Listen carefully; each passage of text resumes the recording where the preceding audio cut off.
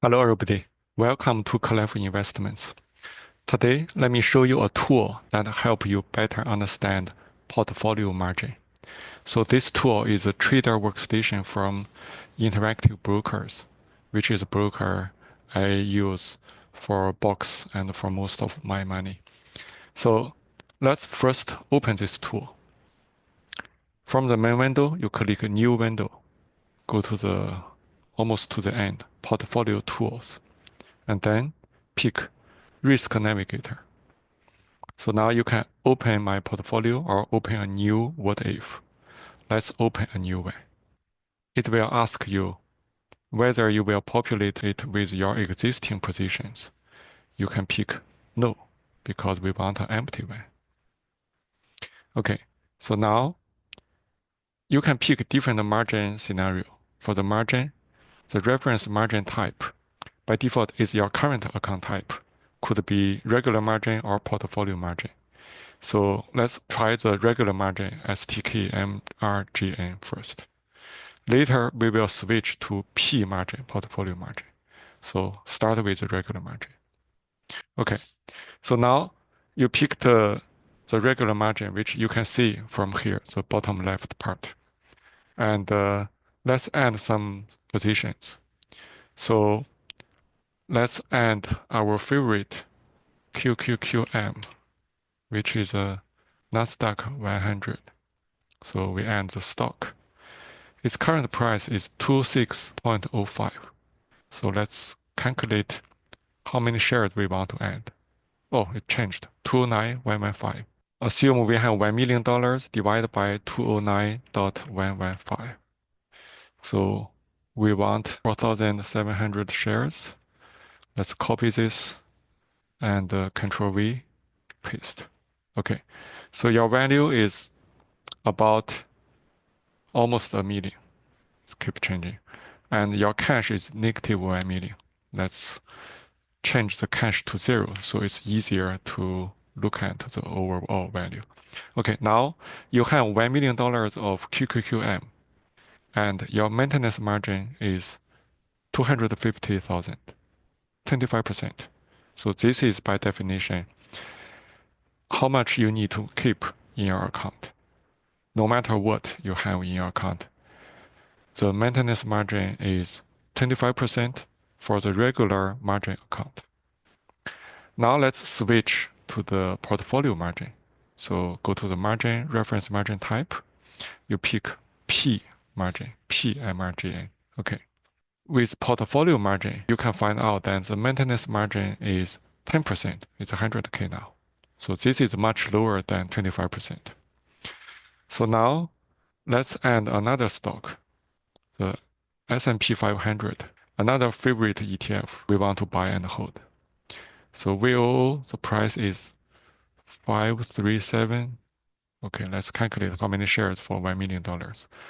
545.04. So the total shares, 1800. Let's copy paste. So now you have about $1 million of VOO and cash is minus 1 million. Let's fix the cash, make it 0. And if we look at the VOO alone, so we can unclick QQQM. For VOO, $1 million. The cash is 1 million again. Let's change it to 0. Okay, now you have $1 million of VOO. Let's refresh. And you are required to maintain 9% of your total account value, a little lower than 10%. This is because S&P 500 or VOO has lower risk, lower volatility than QQQM, which is Nasdaq 100. Okay, now let's look at options. So assume I want to buy some options and I don't want to buy VOO. For some reason, I want to buy SPY options, which is a very popular S&P 500 ETF. So buy its options. Its current price is 594.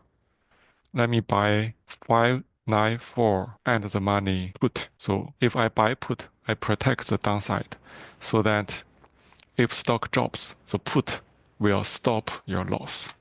Okay, how many do we want to buy? So 594.25, 594.25 times 100. That's how much one contract of your put option will protect. We have $1 million to protect. So 1 million divided by the 100 times the price. So we need 16.8 or 17 contracts. So I will put in 17 contracts here, 17. Okay, so it costs us about $16,000, which is not much compared to $1 million we want to protect.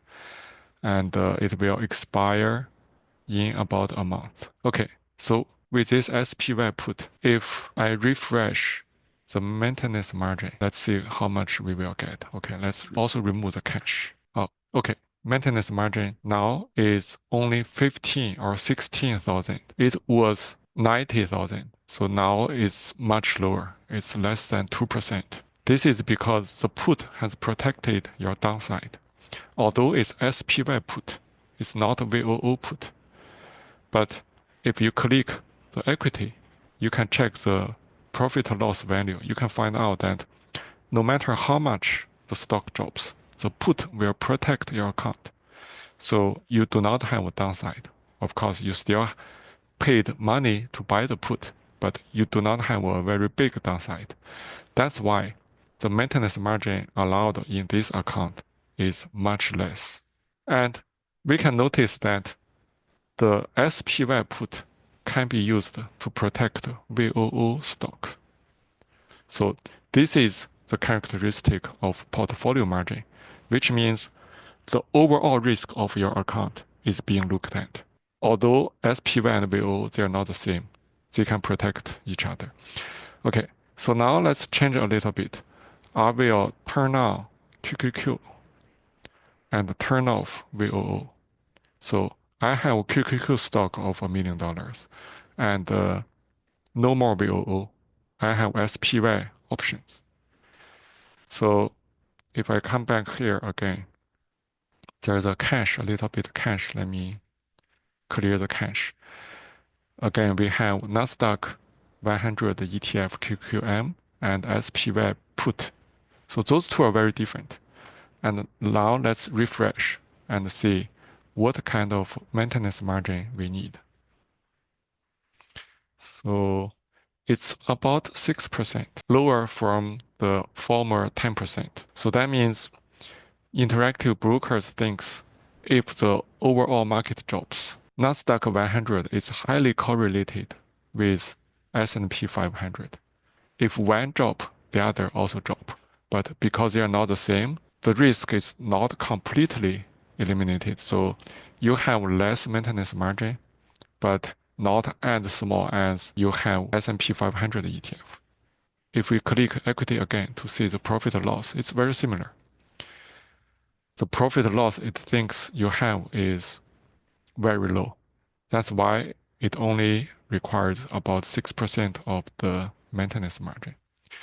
So if you change the margin type back to stock margin, the regular margin account, okay, now the maintenance margin is still 250K or 25%. So no matter how you protect your account, it's not good. Okay, so because you can add options one by one, you could add your box option. Or for me, I will just load some existing box options. Wait a second, let me close this one. Okay, so I have loaded some boxes, S&P 500 box, SPX box. And I have QQQ. I put in $1 million of QQQ. Now, let's make sure we are using portfolio margin, P margin. Okay. Now, let's check the maintenance margin. Maintenance margin, because we have $1 million of QQQ, the maintenance margin is 100K, 10%. So that's what we expect. We have two SPX boxes. How big are those boxes? One is about 210K. The other is 100K. So it's a strike distance times 100. I can show you the calculation. 1000 times 100, that's the size of the second box, which is 100K. And 6200 minus 4100 times 100. So this is 210,000. That's the size of the other box. And add them together, it's 310K. So that's the size of the two boxes. But because we are using portfolio margin, you don't see its maintenance margin show up. So that means you can use box to borrow money. But if you switch the margin type to stock margin, let's see what kind of maintenance margin you need. It was about 100K. Now it's 570K. That's terribly high. And the difference is 570K minus 3,110. You get 261. And why 261? Because for $1 million, you require to put up 25%, which is around 261. So the total margin required is the total size of the box plus 25% of your QQ. So that's why I said if you want to borrow money using box, you have to have portfolio margin. Without portfolio margin, you can still borrow money, but you're required to put up 25% as maintenance margin, which give you a much higher risk than 10%. Okay, so this is how you can check your maintenance margin using the risk navigator of the broker, interactive brokers. That's all for today. Thank you.